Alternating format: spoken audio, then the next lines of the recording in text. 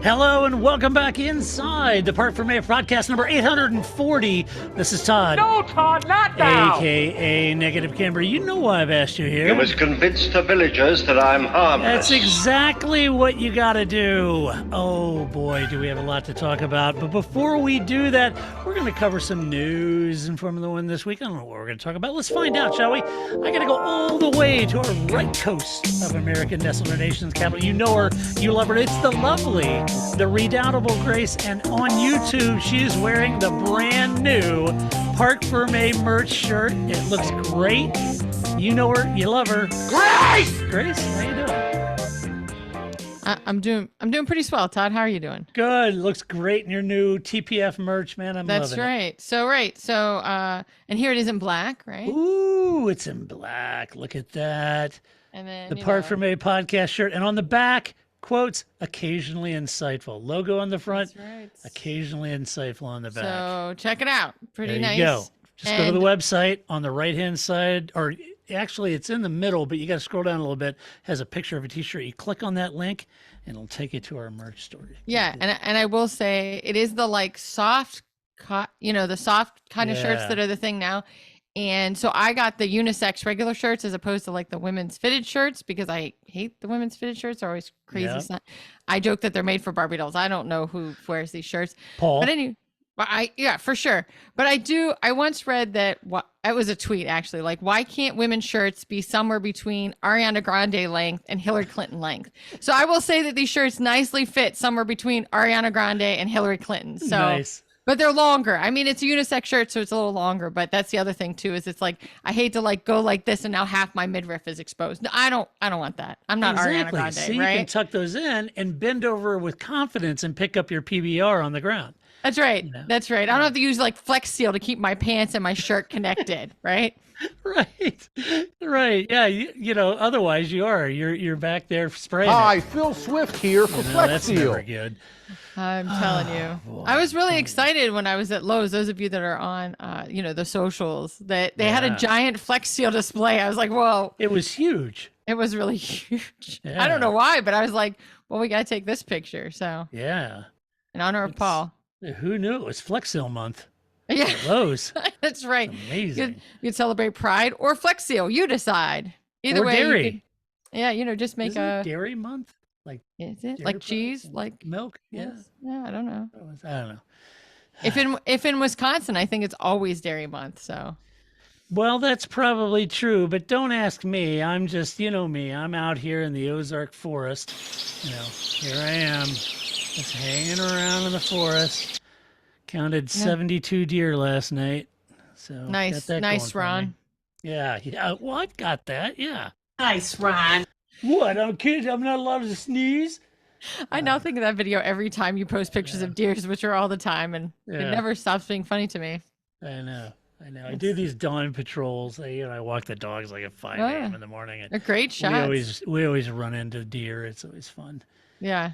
It's always a standoff. You know, I got 2 Australian shepherds who are dying Oh to yeah. go herd them, right? Yeah. And I got deer and it's foaling season, so they're having their fawns and stuff. And the fawns, if you haven't died by cuteness factor, I know. you come out to my house, these little fawns, oh my gosh, just melt you. So Yeah. cute. Meanwhile, the dogs are like, "Let me at him. Let me at him. know, I'll get them all together. Let dogs- me at him." Yeah, they're wanting to hurt them bad. Yeah. It's like, it's just in their blood. Yeah. Oh my, we got some stuff to talk about. Speaking of the F1s, We do. you know, when you got into Formula One, Grace, and Yeah. then you became sort of seasoned veteran, and you would have friends that don't watch Formula One, and they'd read about it, and they call it the Formula One. So do you watch The that Formula One? the Formula One? Is that the Formula One? I mean, the misplaced is always funny. The maths, the liberty, maths. the That's what sex, Paul says. always. It's a British thing. The maths. The maths, plural. He's I don't totally know. justified. He explained it, or somebody explained it to me, and it makes sense to me. But Mathematics is Yes, plural, mathematics, but right. so if math is short of mathematics, then it should be the maths. Oh, well, to me, it just sounds like something W would say. The maths. yeah, it's a damn shame what they did to the English language over there, isn't it? Yeah, right. Like they invented it or something. Yeah, Whatever. right. Don't get mad at me. You've heard me wax poet. Look what I'm wearing tonight. Do you see? Wait, different sleeve. Do you see the back? On the back of my shirt, it says Great Britain. Come Yeah. on. I'm an Anglophile. Everybody knows that. I make fun of everybody equally. It's fine. Yeah, exactly. So, Whatever. hey, speaking of making a fun of and Yeah. the Formula One, I had somebody that was mad whenever I played Charles Leclerc screaming no. And somebody said, for the love of God, stop playing that in my ear. So I turned it down. I don't know if that works, but if that doesn't work, I may have to just switch it to the Wilhelm scream. That's worse. Yeah, see, that's what I thought. That's like when you're in the car and you're listening to something, there's like a siren or something, either in a song or a news story. You're like, Yeah. you should warn me before you do that. Because I'm like, what? Where's the ambulance? Oh, it was on the radio. I know. So everybody driving down the road right now, turn the radio up and roll your windows down, and I'll just play this for you. There you go. Everybody around you at the stoplight is like, "What the hell is that? The tornado warning? What is that?" Oh my gosh. Have you seen the videos on the YouTubes where it's people with trombones, but when they come through a tunnel, Yes. it makes it sound like a Formula One car? Those are always my Yeah, favorite. Those are great. Makes me want to wish I played trombone, which I don't, but I Was would it just all- make Flip just drive me around and make that noise all the way Yeah. through tunnels.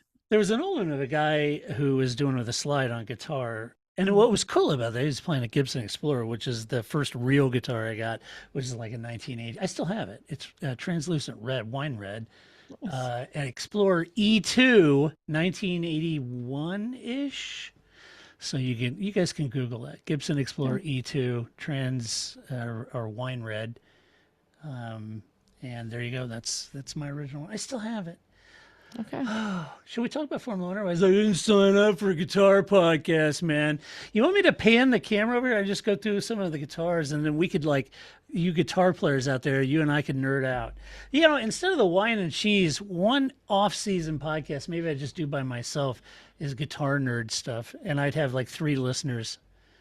We have a drum kit There you in the go. basement. There you go. You I mean, we could do this. Yeah, get Flip down on the trap. You know, get him laying the mad Right. beat down. That's right. You know, get that Rosanna shuffle going. That's cool. You know. That is correct. That's it. All right. I know, folks. I know. Get to the show! This is the show. It is We're building rapport. It's a conversation. Right. We're hanging out with you. It's not just all business. And in honor of the upcoming Canadian Grand Prix, Don Cherry would say, camaraderie. That's right. Right? So there you go. Okay, so first Okay. up, this is a heavy topic for me personally on many, many levels.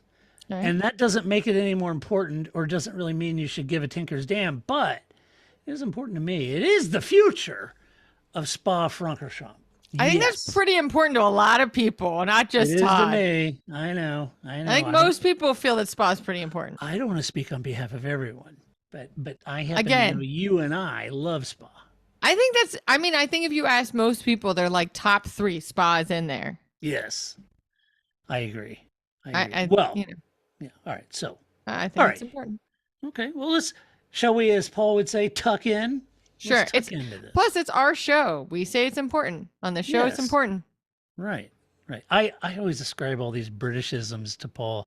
To be really honest with you, we've had Paul long enough over in America. We've really. He doesn't ruined say it. any of these things. I mean, he's totally. Don't get wrong. I mean, he is British. He is an Yeah. English boy to the core. But he doesn't say all this crap I say. He says, just so we're clear.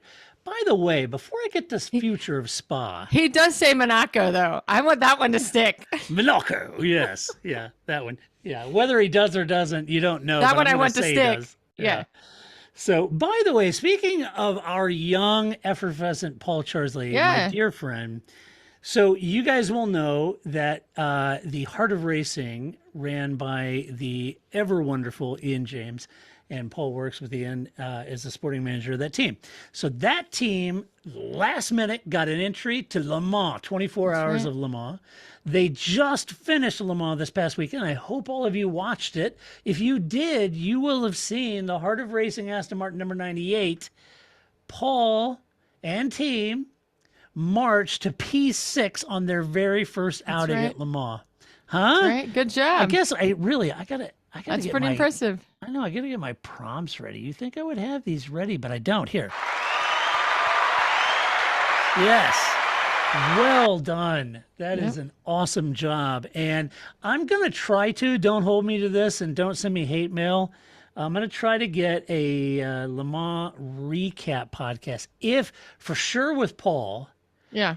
If I can possibly get Paul and Ian, would be Wow. great. But don't bank on it because Ian is a super busy guy. I think he's even driving at Spa. How's that for a tie into the top story? There you go. Very And good. next week he's driving at Spa. So anyway, yeah. Ian's more than just the team boss. He's also a professional driver, a damn good one. So anyway, so I'm going to try to get them both. If I can, I am going to get Paul, and we're going to do a special podcast. We're going to hold Le Mans debrief about what it's like to do Le Mans from a team's perspective. But big congratulations like? to all of them. It's like Hair Club for Men. Wasn't that his like? I'm the CEO and I use the product. Was that Hair Club for Men? There was some. No, it was way back in the recesses. Norelco. Norelco. Oh no, yeah, Hair Club. Yeah. But wasn't that like I'm the CEO and I, also a customer? Yeah, right. Right. Yes, it was that. Somewhere back in the recess. So that's Ian James. Not only is he Right. the owner, Not only he's is he a also professional driver, but he's also the team boss. That's right. Right. Yeah. Very good. He drove at Le Mans. He did really well. He did. Yeah. Very nice. So Danny and Alex, great job, the entire team. Yeah. P6, great result. One does not walk into Le Mans easily, and they went in and got a P6. So that was a great result for them. Yeah. So I want to know what they learned and what they all the inner workings. We'll get the smack from Paul and find out. And I hope you guys will enjoy that, because I think I love Le Mans. It's super cool. So this all ties into the future of Spa that I was going to talk about. Right. So if asked, folks, which race I would most want to go to, most would think my answer might be very typical, Monaco, right? Everybody thinks I would want to go to Monaco, the crown jewel of Formula One. And while I would love to go to Monaco, no doubt, that's not actually my answer. In fact, if I'm honest, my answer would be Le Mans. But since that's not F1, my clear answer for F1 would be Spa Francorchamps.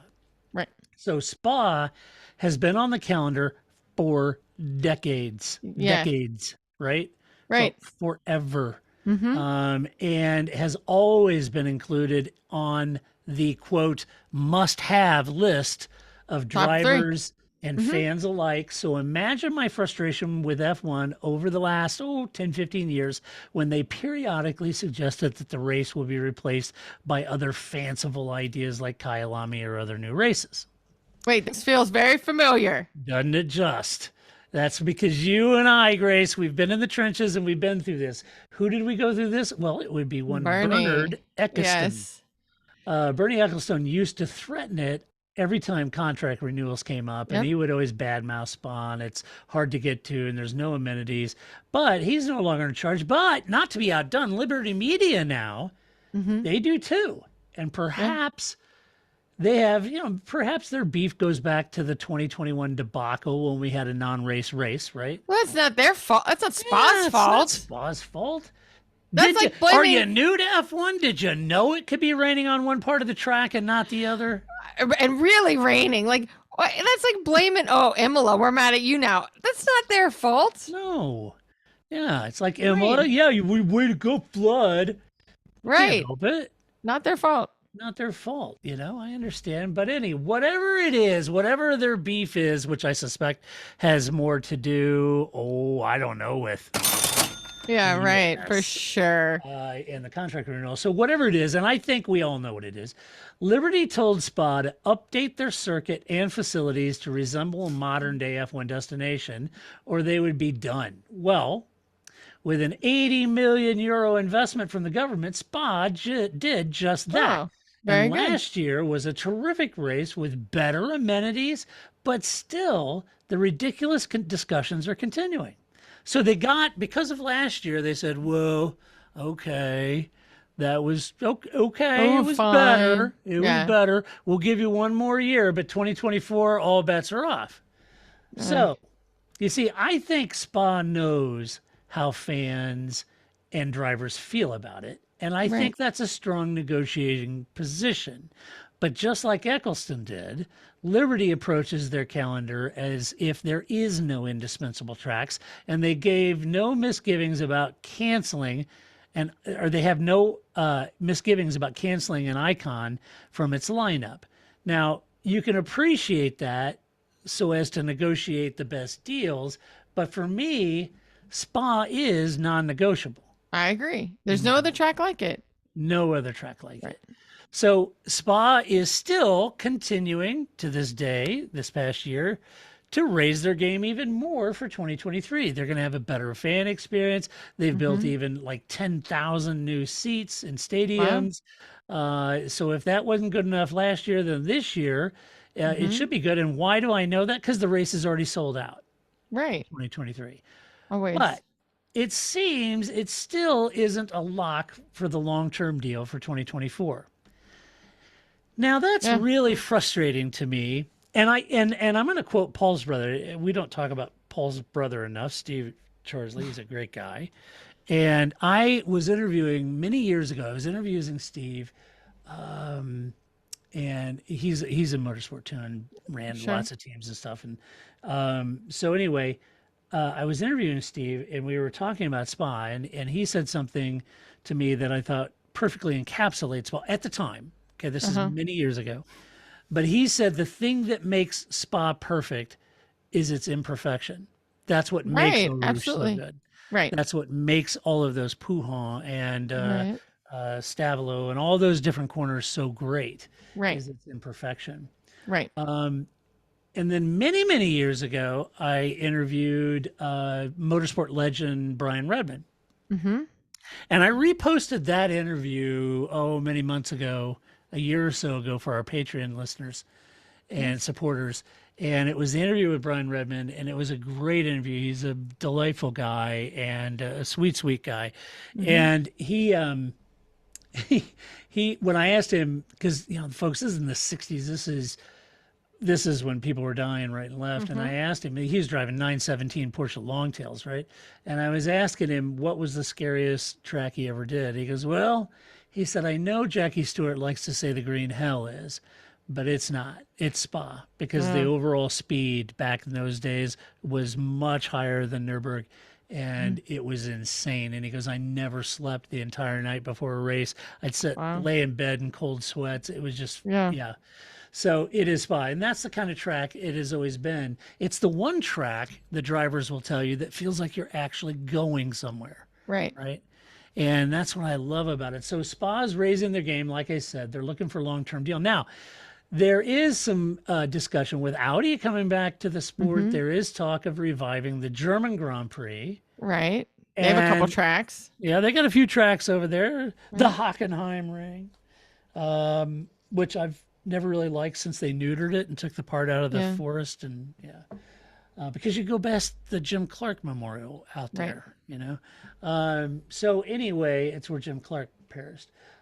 So there's talk of that. And now they're suggesting that where they see this heading is that they believe Spa and Zandvoort may end up alternating.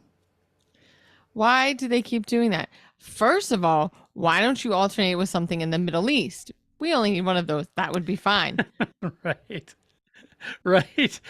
Qatar or Abu Dhabi, please. Or Bahrain, whatever, right. Abu Dhabi would be great. We don't need Abu Dhabi. No. Alternate with one of those courses that all look the same. Why are you taking away a course that actually is different and has character? I agree. I totally agree, Grace. I think if you're going to alternate it with something like that. Right. I mean, it's better than not having Spa, but it would be still gutting for me. It's dumb. They're just, nobody does that for any reason except money. There's no, for as much as we talked about, sprint races just exist for fans at the track, right? That's the only people that are going to benefit from having, the sprint races on a Saturday, because it does make the whole weekend interesting, especially if there's no other support races. This is the same thing. You don't alternate for the fans. You're only alternating as a threat to get more money out of a track, because that's like the kiss of death. Why would you ever want to do that? I agree. Totally agree. And, non-negotiables, Spa, Absolutely. Monza, Monaco, Suzuka, Silverstone, Canada, Australia. I kind of feel like those all have to be there. You could argue Brazil, but I think Brazil. Yeah, but all of those have been there forever. I just want to point out what is not on your list. Miami? Street courses, except Monaco, which I guess counts as a street course, but I mean, Australia kind of, but not really. But I mean, it's none of these like street courses. I know. You know, and that's what I'm saying. I would be hard pressed to imagine F1 without any of the aforementioned tracks in favor of another Miami, Saudi Arabia, Dubai, Bahrain, China, or Abu Dhabi. I really would. Seriously, it doesn't make it doesn't make sense, you know. And I know. Seriously, Todd? Yes, I'm serious. And I mean, Liberty has even taken on the promotion efforts of the Las Vegas race itself. Not a promoter, but itself. And they can't work with Spa? No, they can. They choose not to, right? Yeah.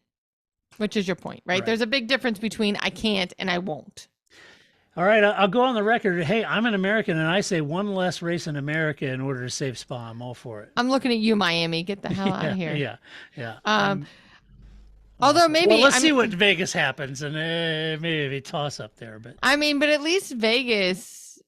I mean, Vegas will have the party to go with it. I mean, again, right. I mean, there's no way Vegas knows how to do that. A little more than Miami Gardens does.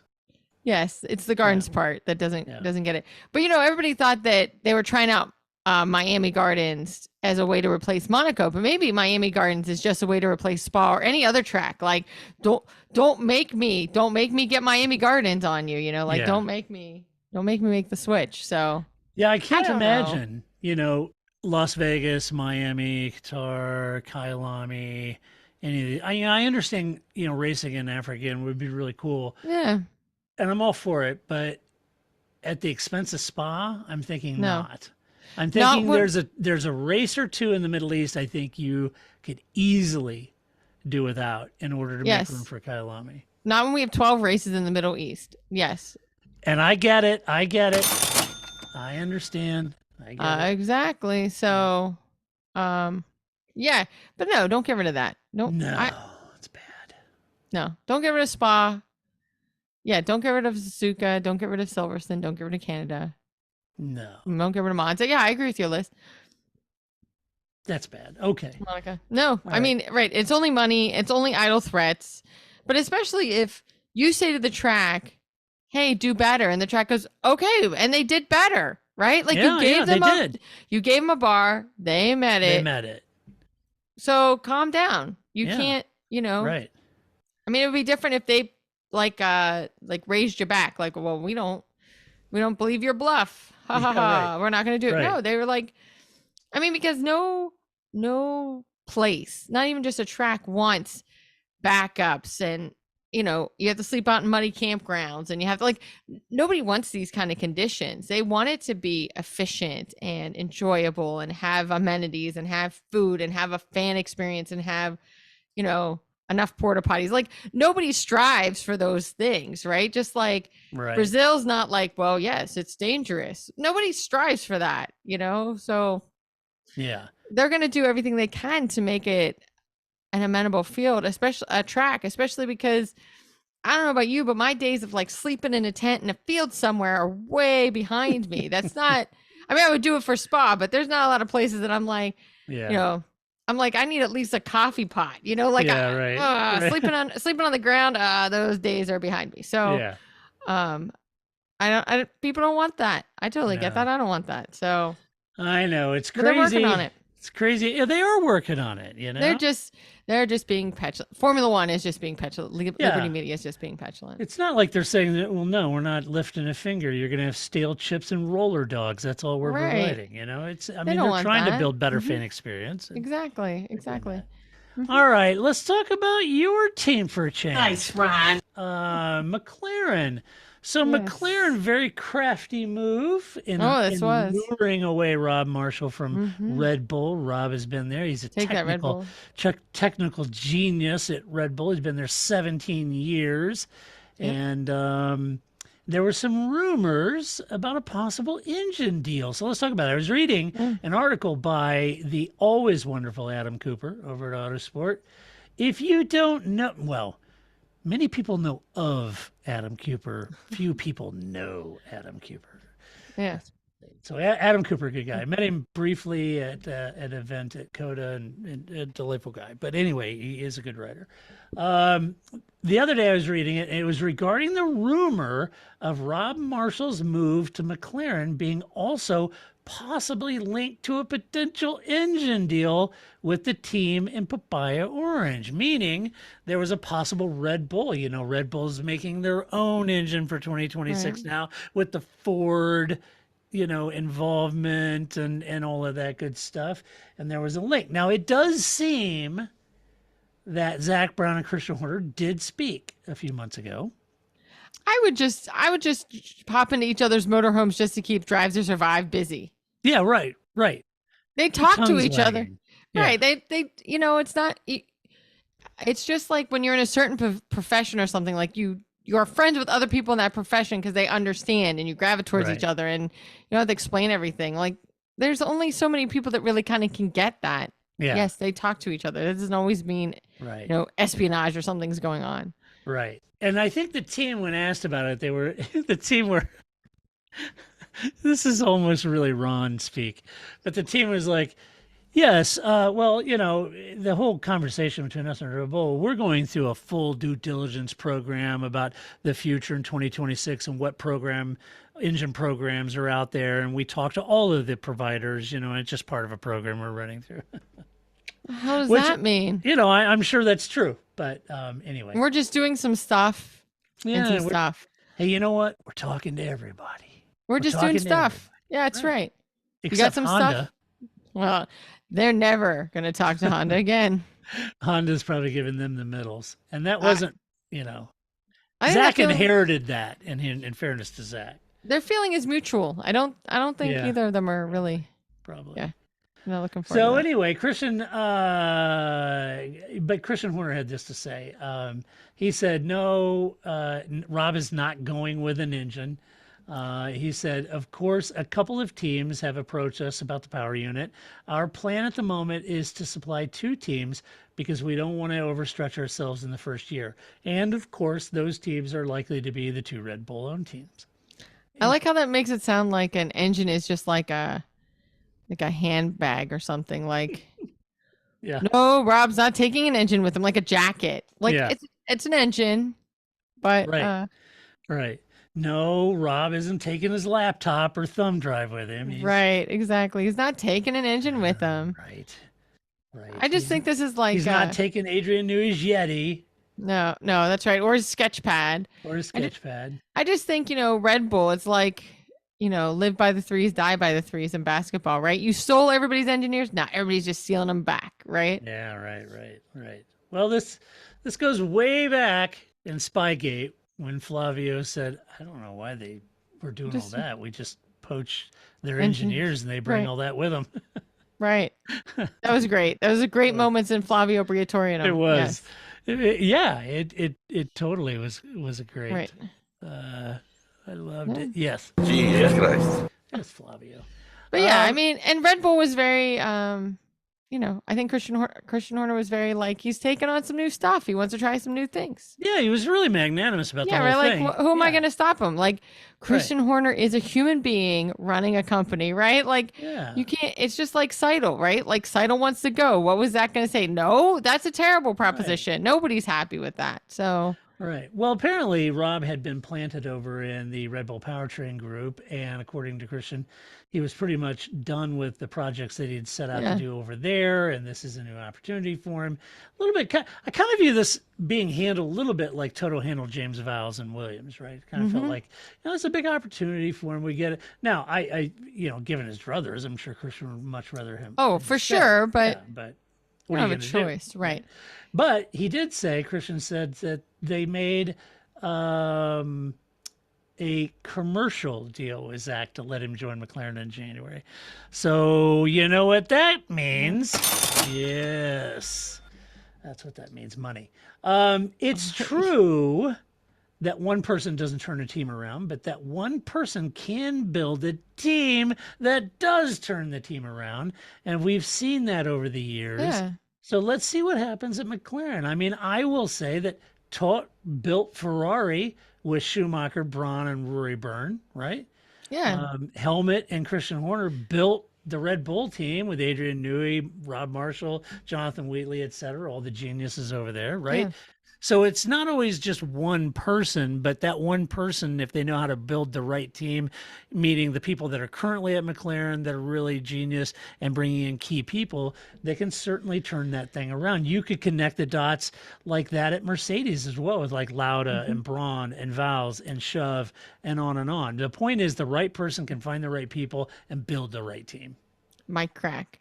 I think Mike that's Crack. I think it's true of any job, right? I think we've all worked enough jobs in enough places where like the right person just seems to get in the right place and everything just gels, or you get on a team and everybody just has like synergy, I guess is the word people would use, right? Like this isn't any different in that sense, right? Like a team of people is a team of people. Yeah, exactly. So so good move, Zach. Yeah. I like that. That was a good That's move. right. And we'll see what happens. I suspect Rob will be a welcome member of that team, and I think I think he'll do well.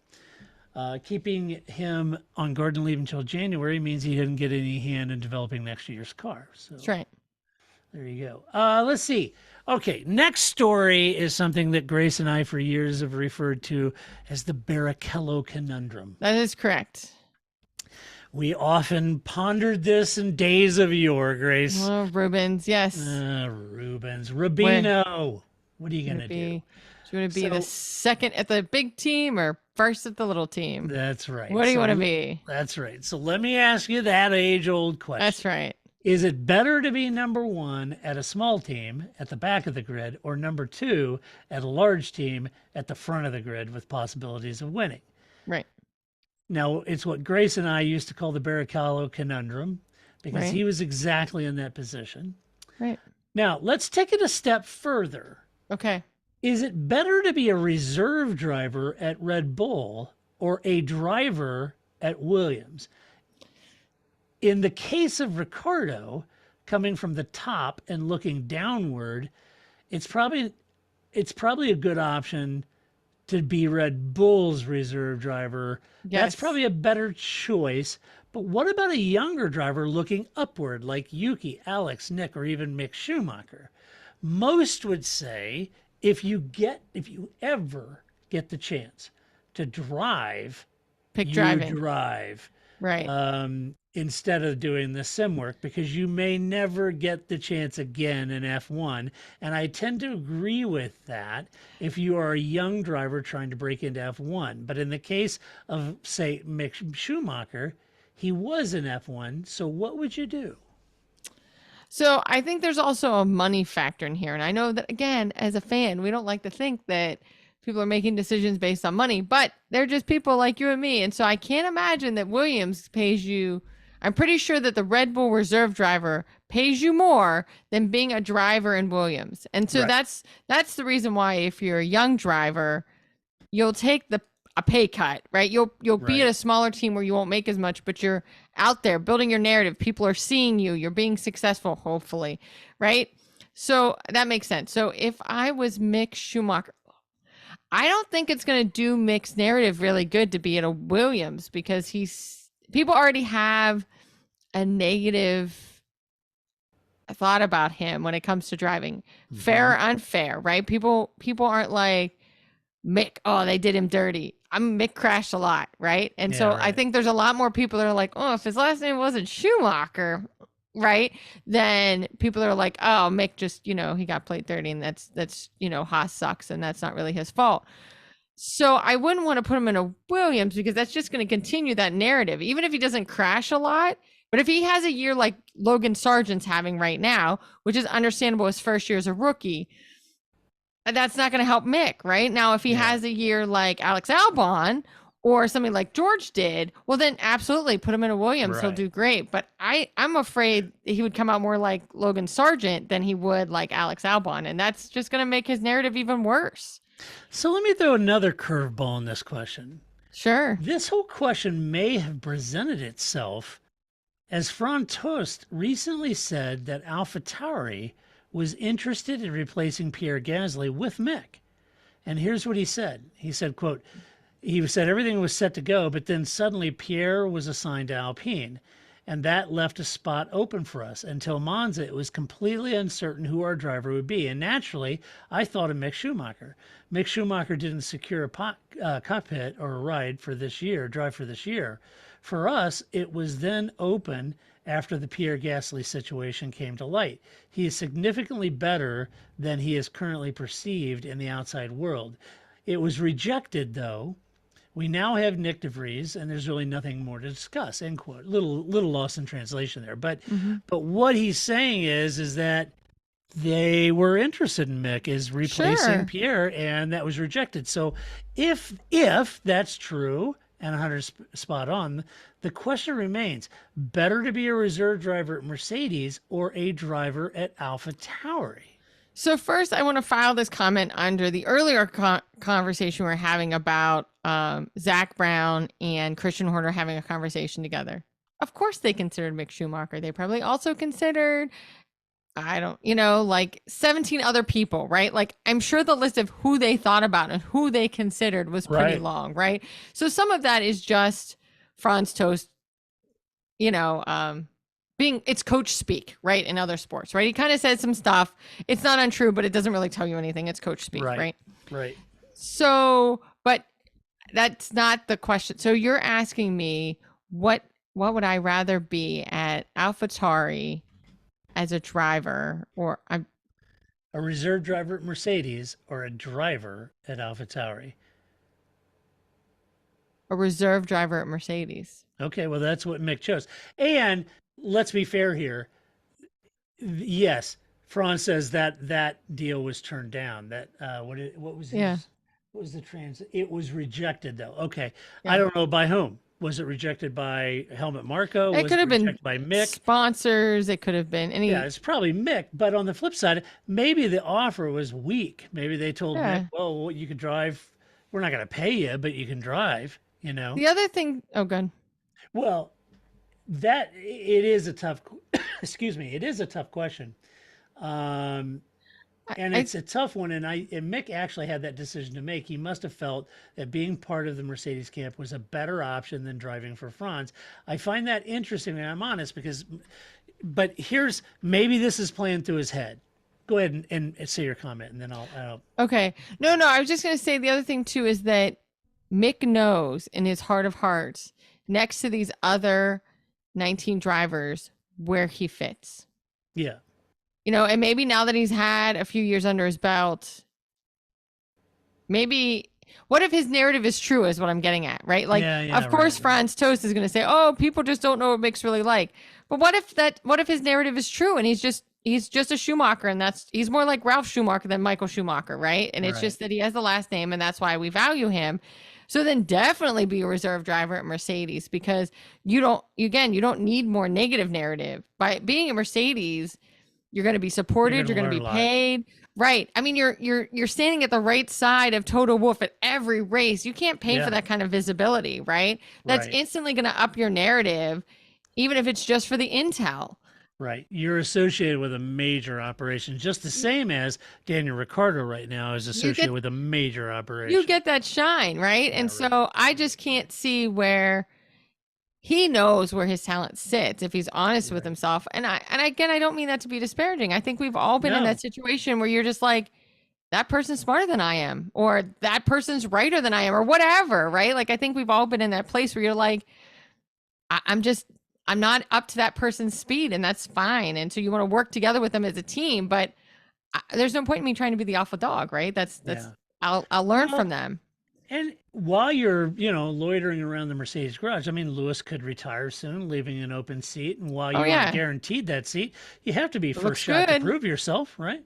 You're the first in line. Yeah. You're first in line there. If he went to AlphaTauri, you'd be driving. You could show your stuff to other teams. You could move up the Red Bull ladder if Sergio moves on or if Max leaves. I'm sure he weighed all of this. That car's a dog, though. Well, look, I was just going to say my closing comment on this story was I think AlphaTauri would be much better off moving both Daniel and Mick into their cars right now. Yeah, their car's a dog. Yeah. Like, there's no way he's gonna They go. got Yuki and Nick. I think if you get Mick Schumacher and Daniel Ricciardo into those cars, I think you at least have a better shot at some points at this point. Oh yeah. Plus Red Bull needs Ricciardo because they need somebody to do all of Max's pressers that Max doesn't want to right. do. Right. He does all the unboxing videos and weird Yeah. stuff. Yeah, right. Because Max is just like, he makes.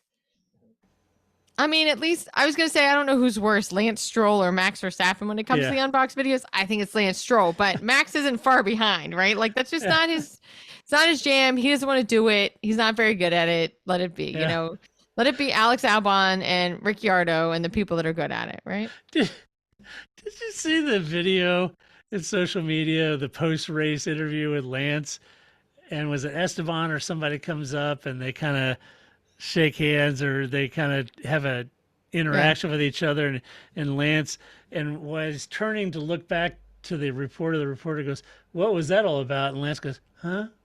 What was that all about? He goes, "Huh?" What? He goes, "We're friends." Okay.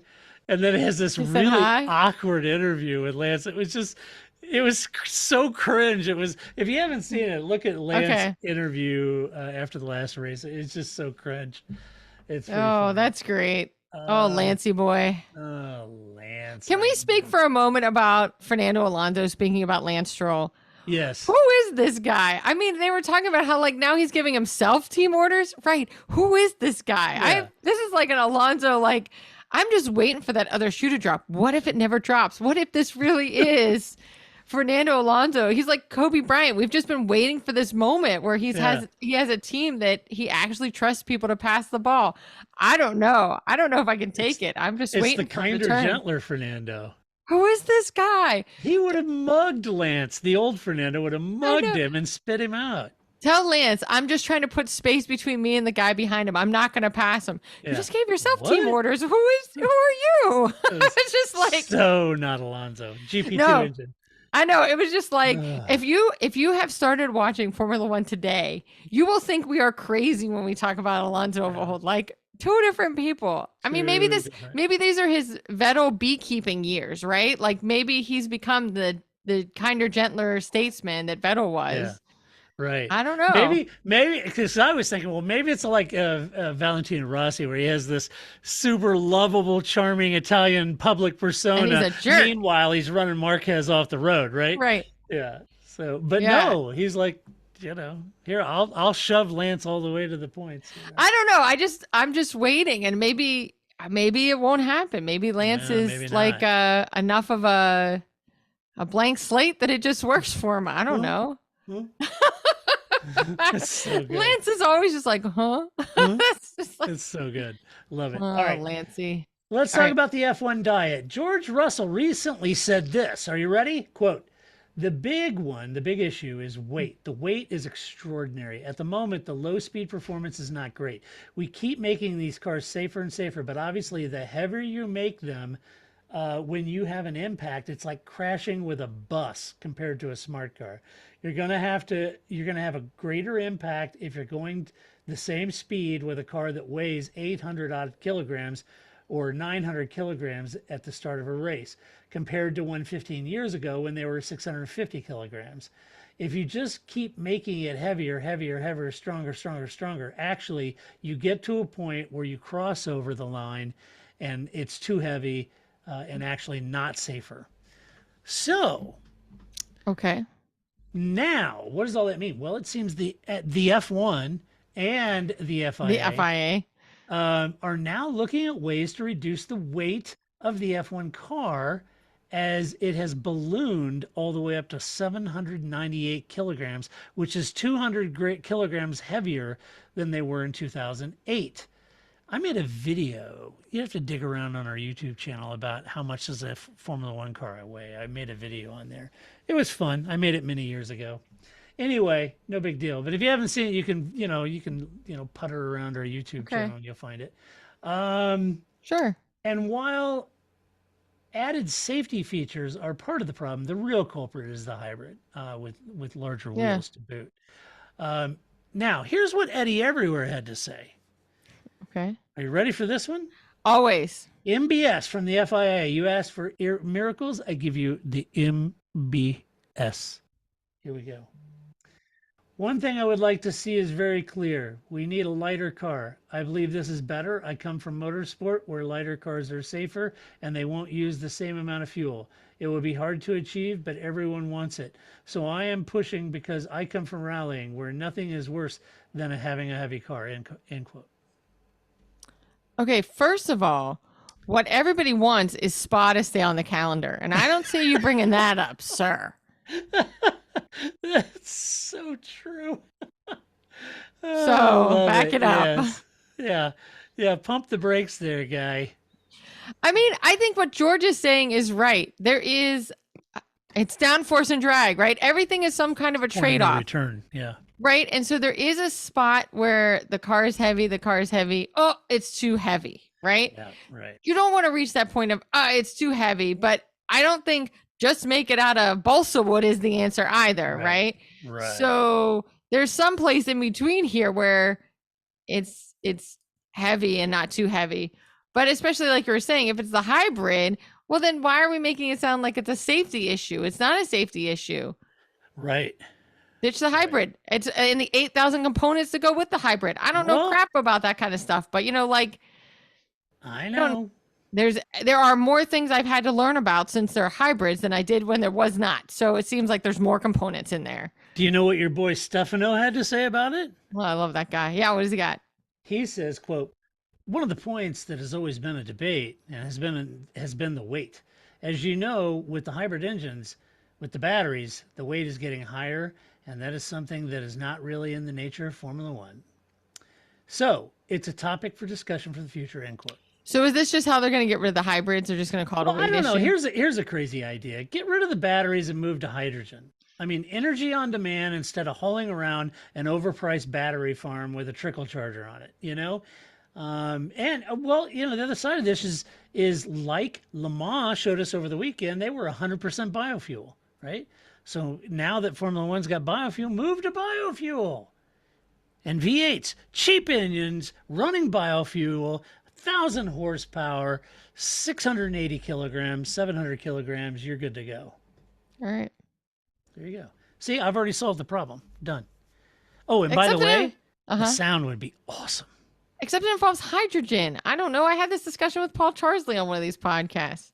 Yeah. Hydrogen, right. There's no, if the whole point, so the whole reason now, this is some amount of BS, and I get that. The whole reason why people moved to hybrids in this sport was because of road relevancy. Where's hydrogen's road relevancy? Right. There isn't. There is no road relevancy to hydrogen.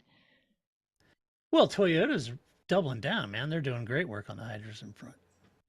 Right. But you and I will not be driving vehicles fueled by hydrogen anytime soon. No. And that's why they could do a lot more with 100% biofuel and even perfect the V8 efficiencies, right? Right. Because that is relevant to today. That is relevant. Yeah. I'm just not all on this hydrogen bus. I know. Well, the reason I am is because, and this is my personal opinion. So I would hear. We as a human race are much, much better at creating energy on demand than we are storing it. All right. Well, that's true. Right. And we're not very good at storing it. I mean, we do a good job, but it's not that great. That's always been the problem. Resource hog. Yeah.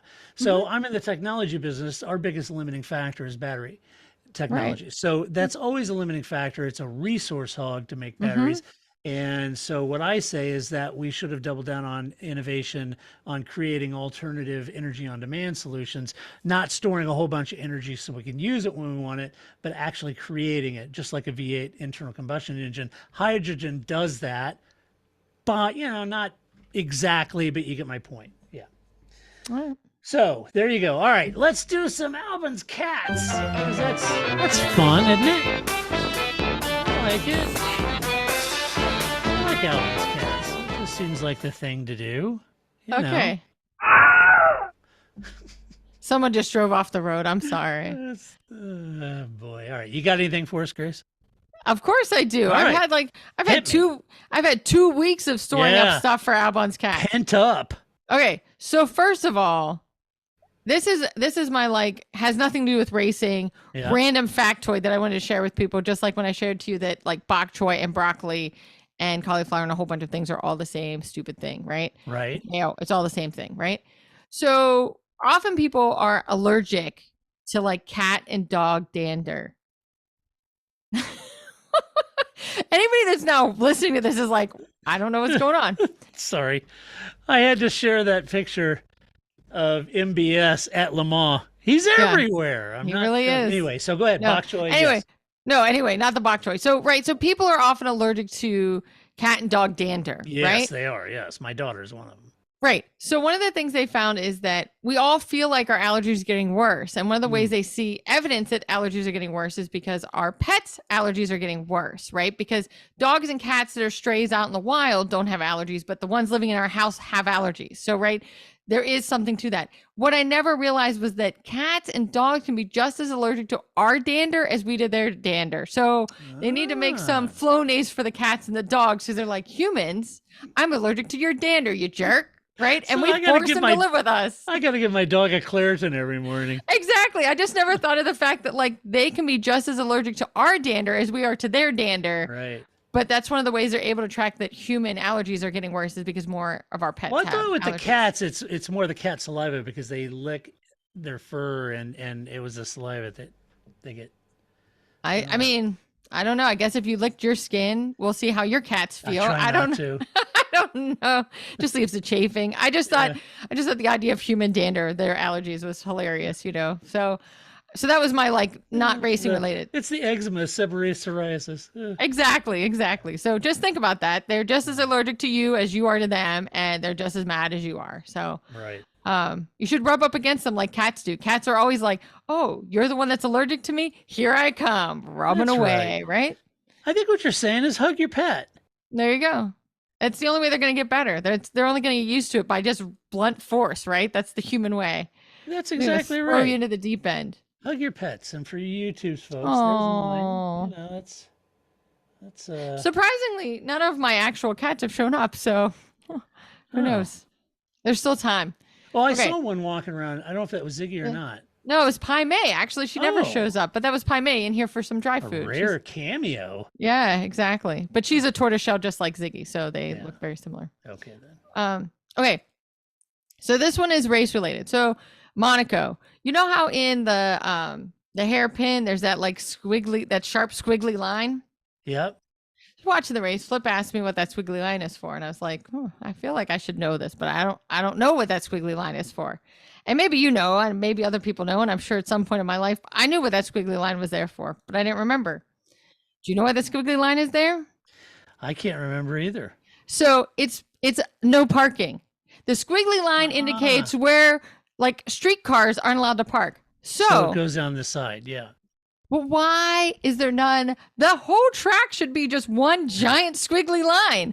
Who's parking anywhere on that road? The tunnel, there's no squiggly line. There's just that one little squiggly line in the hairpin. That's where you're not parking? I don't think so. That whole track should just be giant squiggly line.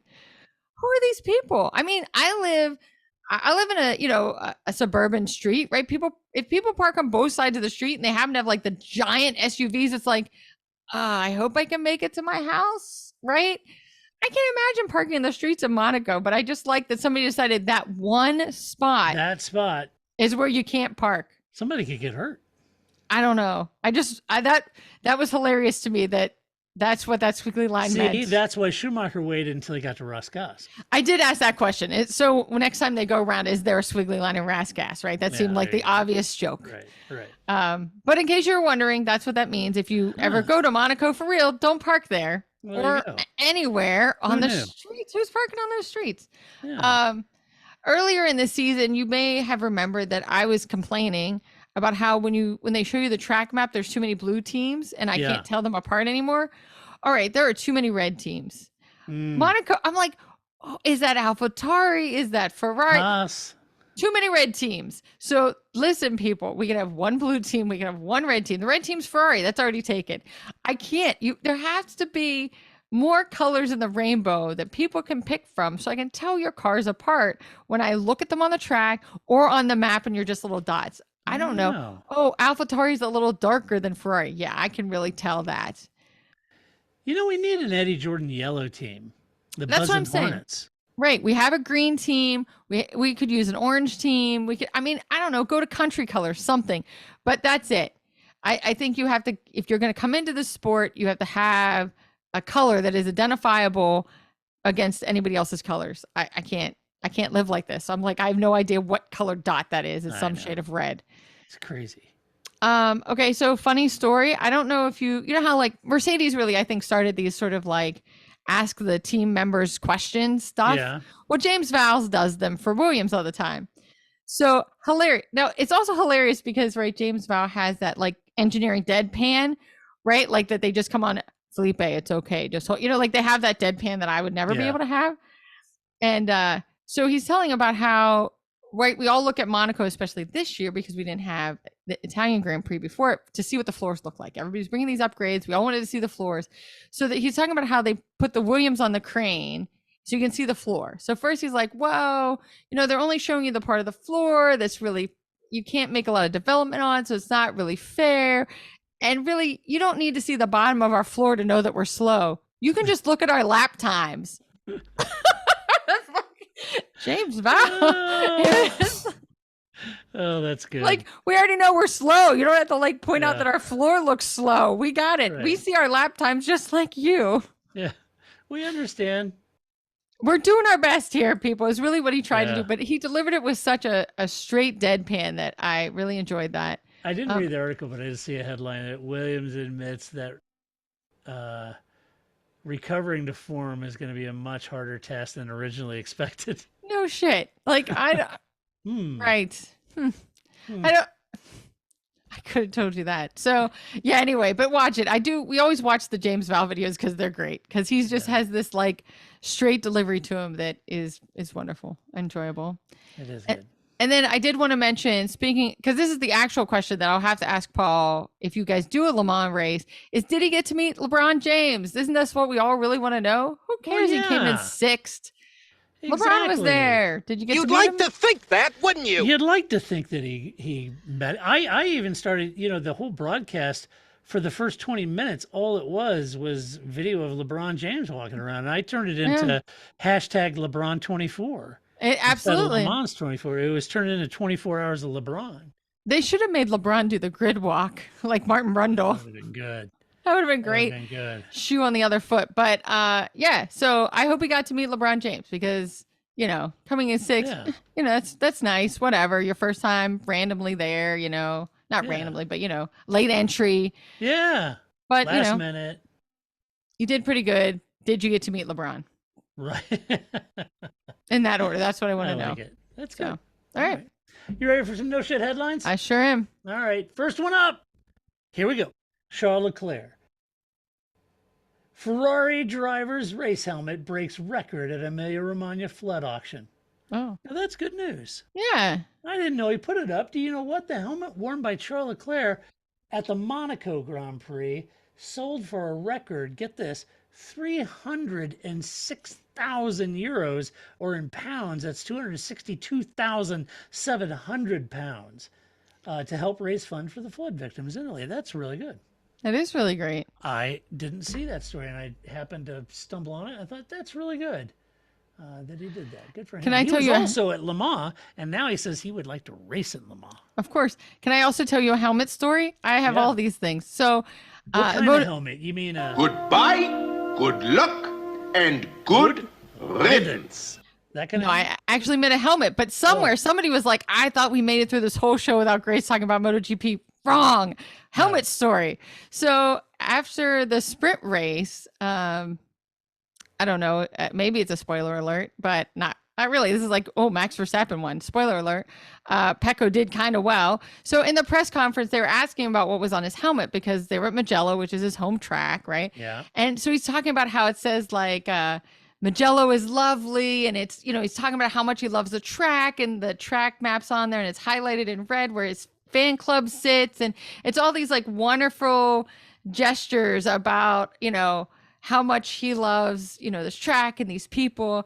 And then they asked Belsecchi, who's sitting next to him, and he's like, boy, mine sounds stupid now. Like after, because this was just like an inside joke with the team about, it was his barber shop, right? And it was this whole inside joke with the team, but he was just like, boy, I feel dumb now. Like mine was funny, but not like after this guy just like waxed poetically about how wonderful this track is and these people are, and now I just sound dumb. So, but it was nice. Yeah, Pecco, he did kind of well. I mean, that's not really. Well. Did you happen to see the TikTok I put up on the Parc Fermé TikTok account? I didn't. Oh, you got to go watch it. It's got Jack Miller in there. Nice. It's a funny video. I did also like that. I didn't know. So Alex Marquez put a baby on board sticker on the back of his bike so people would stop running into him. That's awesome. I thought that was nice. Awesome. Nice sense of humor there, Alex Marquez. Then he, didn't finish the race. But anyway, I just like that he had a baby on board sticker. Like, don't run into me. That's great. It was good. Let's see. Next headline: Sky Sports suspend 2 Formula One commentators from their Italian channel over sexist comments made live on air, as one refers to a woman as a, quote, upgrade package, while the other said he can't test them, end quote. Thinking, what the heck was going through your guys' mind? And Paul will love this. This is one of them, is his buddy, Davide Valsecchi. Davide Valsecchi. Yes. Yeah. Who drives Paul nuts, by the way. So that'll make I didn't know that. Now I know. Oh, yeah, it does. Yeah, it drives Paul nuts. Sorry, Paul, if I'm revealing secrets. There's something about Davide. He just drives him nuts. So anyway. I'm just always looking for ammunition against Paul. So I'm just following that around. Right. But yeah, really keep your inside thoughts inside. Yeah, I know. I watched the video back and it was putting the subtitle. I was like, okay. All right, whatever.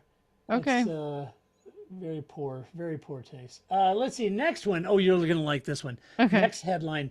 Mattia Binotto lashes out at Audi, quote, clowns, as ex-Ferrari chief rejects F1 return. I don't think you have any space to be calling anybody clowns, sir. Yeah, boy. That's great. Oh, boy. Binotto's living his best life. He's done with you people. He's done with it all. He's just going to tool around in a Citroen with Gunther Steiner. And go fishing with Ross Braun. Like, why would you do any of this? I'm over it. I'm just here for the vibes. This is dumb. Why would he do this? That's great. It is. Let's see. Next one is Formula One. It doesn't say that. Formula One in negotiations with TV bosses about producing new show after Drive to Survive success. But there's a twist. Dun, dun, dun. There's a twist. So I read that article. It's supposed to be called One, O-N-E. Okay. Number one. Now get this. Now this isn't going to sound familiar at all. Okay. Here's the plot. The plot is about a family-owned team competing against the bigger teams, coping with financial constraints and strong egos. Exactly. Speaking of James Vow, yeah. Right. Claire got a TV deal. Yeah, I enjoyed it the first time when it was called Williams. Right. Well, please, maybe Patrick Head will make a star. Like he'll be like Heather Locklear, at the end. It'll always be special guest star Patrick Head. That'll be great. Have to do, they've got to find a way to redo that whole Patty Lowe sequence with Claire. Yes. That was so cringe awkward. That would be good. Oh boy. And then finally, get this. Oh, breaking news here, folks. Lewis Hamilton in love triangle with Shakira after denting ego of 60-year-old Hollywood superstar. Who was Shakira's boyfriend? I mean, who's the third person? Help me, Tom Cruise! Who's the 60-year-old? Help me, Tom Cruise! Will Ferrell? Tom Cruise. Oh, Tom Cruise. I'm thinking like Will Ferrell's not 60. Yeah. Tom Cruise. Because Shakira was with Tom Cruise? That's what the headline says. Says that Lewis is... First of all, Tom Cruise is like 700 years old. All right? For sure. All that clean Scientology living. Correct. He is actually 700 years old. Okay. She left Tom Cruise to be with Lewis Hamilton. No, and she wasn't with Tom Cruise. She left another dude, and Oh. then Tom Cruise and Lewis are both beeping on her. Yeah, they're trying to. Okay, hook up with well, if that's the case, go right on, Shakira. You have all the people trying to hook up with you, right? Like you live your life, lady. I'm all Yeah. for that. You have dinner with all of them. Not George Russell, but you have dinner with Lewis Hamilton. Right. Right. Yeah, That was good. I think yeah, I don't know. Tom Cruise is it gives me the willies, I guess is the word I'm looking for. I'm all right. It gives you the willies. He does. He's kind of I don't he's not normal. He's not right. The Scientology thing has gone way to his head. He's not right. Yeah, it's yeah. He's a little weird. Yeah. It's too much. I'm all right. I don't know. Well, it's Lewis Hamilton. What more? I mean, I'm hanging out with Lewis, not Tom I Cruise, know. so it's fine. Okay. But I think Shakira, you go, girl. You get That's get right. all of it. You get That's all right. the guys you want. Live your life. You're Shakira. Do it for all of us. I'm just gonna say this, Shakira. If you're listening, and I know you do. You and Stefano. Yo, Yes. Shakira, where are you at? Yes. I'll just say Lewis is probably a better option for you here. For anybody, again, Tom Cruise is weird. I was just thinking of the past two gals that Tom's with who came out of the thing saying, whatever you do not go into that relationship, right? So I'm That's just right. going to say Lewis might be a safer bet. You know, Just- it is Lewis effing Hamilton. Just do a little bit of Scientology research, and you'll pick right real Just quick. a little bit. Yeah. He's a little deep. He's a little weird. And you gotta be like, Help me, Tom Cruise! Yeah, no thanks. So I think, but yeah, don't commit to anybody. Commit to no there one, you go. Shakira. Commit to no one. Just go to dinner, live your life, do what you All want. right. Let's do some mailbag. You've got mail. Miles asks, how do you decide to cut bait on a driver? Can you tell if both of your drivers are underperforming the relative pace of the car itself? The recent performance of Sainz, Perez, Stroll, Tsunoda, De Vries had me thinking about this, assess drivers that are doing okay, but maybe not getting the most from the car. I think it's a great question, and I would love to have Paul on this too, but I think it's a great question, Miles. So they always say that the true measure of any driver is against their teammate because they're both in equal machinery. Right. So that is really, now when things get really dicey between two teammates, and you go back to 2016, Grace, is that the Rosberg Hamilton Yes. battle? So you go back then, when they're so close like that, then you start getting these rumors and hints and innuendos and allegations that they're favoring Lewis or Nico over Lewis or Lewis over Nico, and he's getting special parts, and they're purposely, that's all a bunch of bunk, and Toto and Christian Horner have both shot that down because Michael over. Yeah, because no one's going to purposely scuttle massive it's- points for the other car. It's the team championship is what they care about, right? Yeah, They're not going to exactly. screw the constructors championship because of No. these two yokels. But I was just going to say, or Michael over Rubens, Michael over Rubens, Yes. Michael over Rubens, Right. Michael over Rubens, right? Right, So right. So you're always going to compare those. So you're going to look at Max the and only ones you Sergio, can. Max and whomever, Ricardo, whoever. And so that's the way you measure it. Now, the teams know by and large in aggregate what the cars are capable of, because if you take that car and put it in the hands of Max, you're pretty much guaranteed that's what the car is capable of, because he's going to drive the hell out of it. Okay, so that's what the car is capable of. Anything short of that becomes the benchmark, and Perez knows that.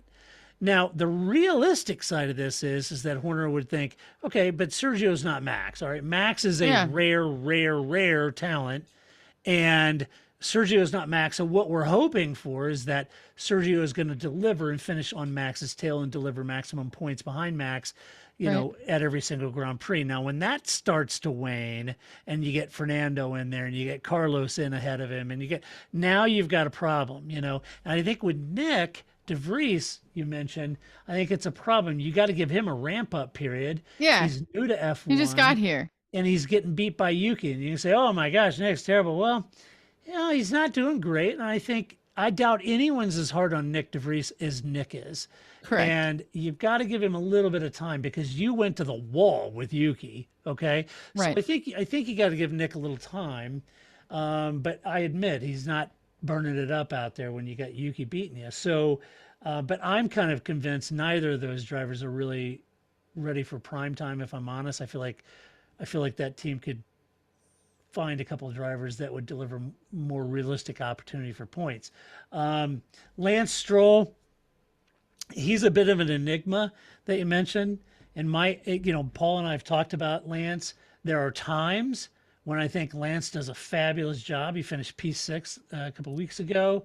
Where he's really good is changing conditions and wet. I think he does really well in those conditions, or he has in the past, but the consistency is killing him. Yeah, he's not dependable in that way. Yeah, Yeah. the consistency is not killing him. You got Alonso finishing on the podium or thereabouts, and then Lance is sort of ping-ponging around in and out of the points. Yeah. And for that team, they've got to maximize points because they're spending a fortune on Aston Martin. So they've got to maximize it unless Lawrence is fine with whatever his son does, and he'll just eat it. But I think Lance is becoming the weakest link over there, not because he's terrible. He's a good driver, but you're comparing him to Fernando.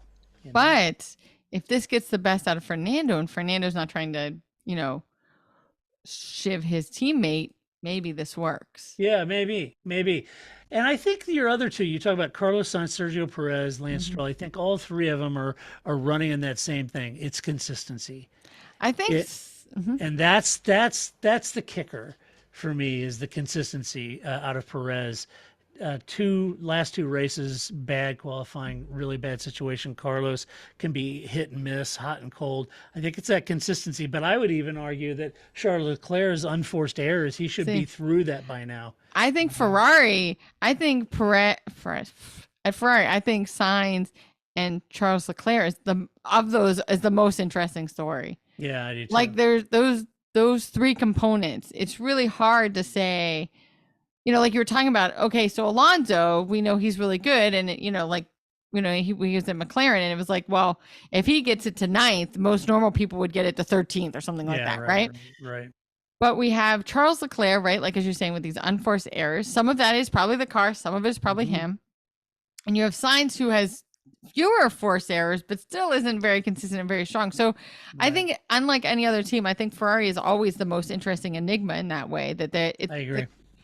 That team is always like, what are you doing? And so that's always the one that's interesting. The tough thing is, Grace, they just came off a weekend where Ferrari just won Le Mans hypercar, LMP1 or hypercar. They haven't won in the top class in Le Mans in 58 years. Right. And the last time they did that, I wasn't born yet, and the drivers were Jochen Rindt, who was probably, had he lived, he was F1's only posthumous champion. Had he lived, I think he would have been absolutely the GOAT or one of the GOATs. Right. And Maston Gregory, the Kansas City Flash from my hometown in Kansas City, where I was born and raised. So anyway, they come off this glowing weekend, and I tweeted, could the strategy team for the Le Mans group please go over to the F1 group and help them out a little bit? Yeah. It's brutal, just brutal. Something. I agree. So I think, Miles, that's just it. The measuring stick is the teammate. The measuring stick is the fastest either driver goes in the car. That's kind of what they'll factor in. They'll look at all the sector times, put all the best sector times together. That's technically what the car is kind of capable of doing. But you also want two drivers that are similar. I mean, thinking of Red Bull, right? One of the reasons why the second seat at Red Bull is a kiss of death is because the car is so set up to be a way that Max likes it. That's not to say they're sabotaging the second car, because as you're saying, no team is going to do that, right? Constructor championship or bust, right? Yeah. But everything is catered to Max.